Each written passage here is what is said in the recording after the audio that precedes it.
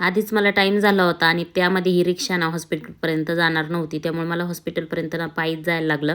मी हॉस्पिटलमध्ये पोचल्याच्यानंतर सगळ्यात आधी ना वरदला डाळ भात खाऊ घातला, कारण त्याला भूक लागली होती.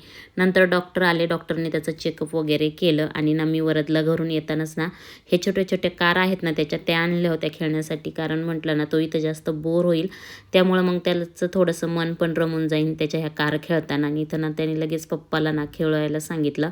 त्याच्या पप्पासोबत खेळत होता. तेवढ्यात ना आम्हाला इथं ना डिलक्स रूममध्ये शिफ्ट करण्यात आलं, कारण आमचा मेडिक्लेम होता म्हणून. तर डिलक्स रूममध्ये आल्या ना वरद इथं लगेच ना टी व्ही पाहायला लागला, कारण इथं ना टी व्हीची सोय होती ह्या रूममध्ये. आणि आता वरदला ना थोडंसं बोर होणार नाही, कारण की आता त्याला कार्टून वगैरे पाहायला मिळेल.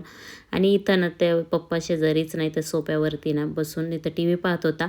आणि रूम पण एकदम छान होती, खूप स्वच्छता पण होती. हॉस्पिटल पण खूप छान आहे. आणि 2 वर्षापूर्वी ना वरदचे पप्पा इथं ॲडमिट होते ह्याच हॉस्पिटलला, आणि आता वरदलाही ह्याच हॉस्पिटलला ॲडमिट केलेलं आहे. तर वरदला आता ना मी थोडंसं ॲपल वगैरे कापून दिलं. त्याला ॲपल कापून दिल्याच्यानंतर मग मी त्याला ते खायला पण दिलं. आणि असाच आमचा पहिला दिवस इथं जाणार होता. आणि आज आम्हाला रात्रीचं मुक्कामी पण ना इथंच राहायचं होतं. आणि रात्रभर आता वरदवरती लक्ष ठेवायचं होतं, कारण लहान मुलांना खूप हाताची हालचाल करतात. त्यामुळं चला तर मग आता भेटूया पुढच्या व्हिडिओमध्ये.